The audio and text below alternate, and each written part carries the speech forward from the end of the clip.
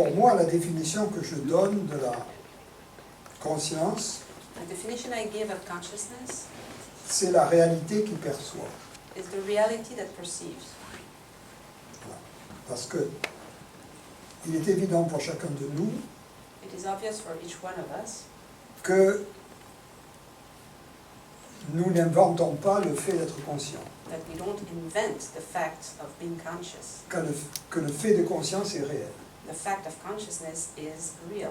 Et que même si ce qui est connu par la conscience And that even if what is known by consciousness n'est qu'un rêve ou une illusion, is only a dream, an illusion, le fait de connaître la conscience, the fact lui, of est réel. knowing consciousness is real. Le connu peut être une illusion, The known can be an illusion.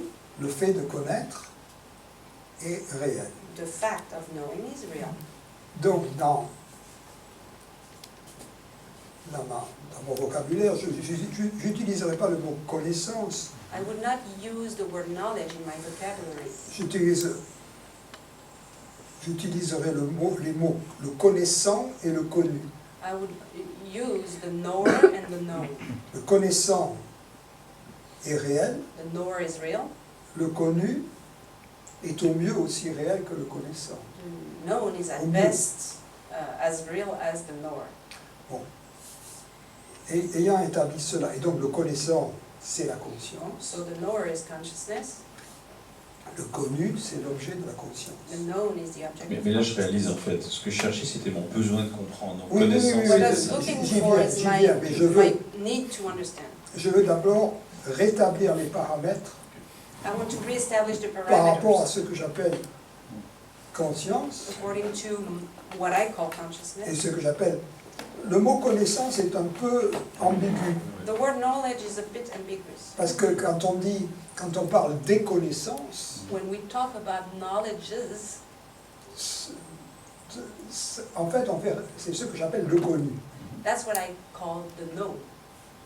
Mais la connaissance, But knowledge, le fait de connaître, the c'est une fact chose of différente. knowing is something different.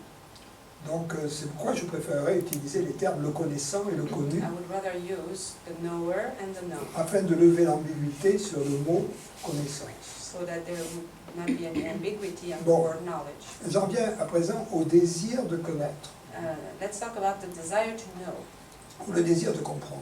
or to understand.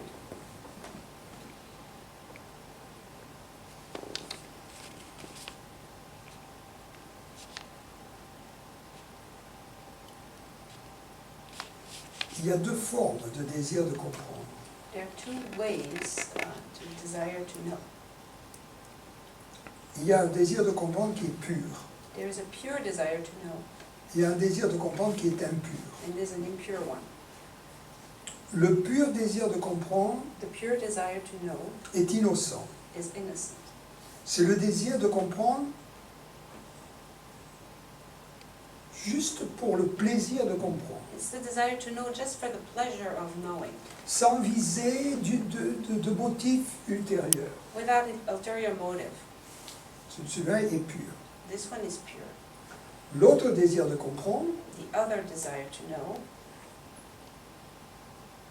n'est pas un véritable désir de comprendre, is not a real desire to know, simplement pour la joie de comprendre, only for the joy to know, mais parce qu'on espère que la compréhension de quelque chose va nous apporter quelque chose à nous en tant que personne. but because we hope that this understanding, this knowing, will bring something to the little person. Par exemple, je suis venu assister aux entretiens de tel enseignant, For example, I came to the dialogues with this teacher. je n'ai pas très bien compris ce qu'il voulait dire, I did not really understand what he meant, mais si jamais je pouvais comprendre, but if I could understand, ça serait la fin de mes problèmes. it would be the end of my problems.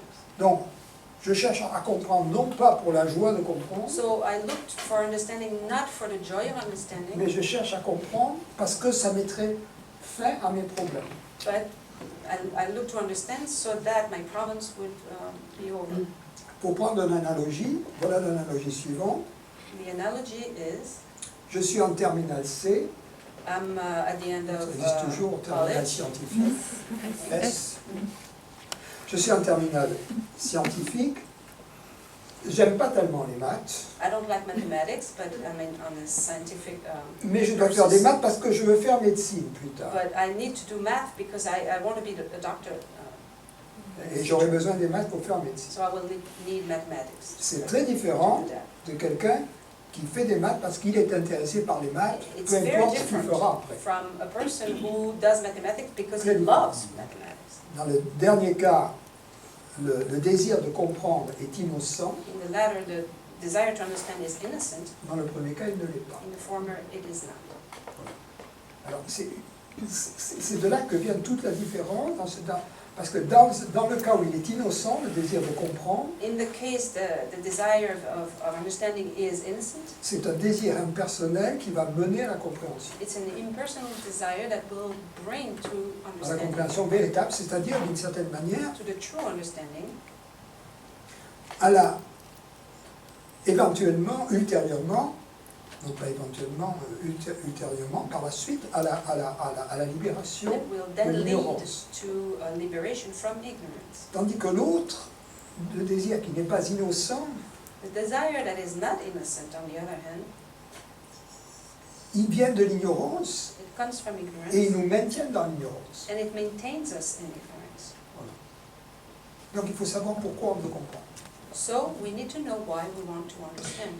Et le désir est innocent, c'est tiens, je voudrais savoir comment ça marche, tiens, c'est The innocent desire is like, c'est oh, I'd ça, like to know how it je works, voudrais comprendre, juste pour le plaisir de comprendre. just for the pleasure of understanding.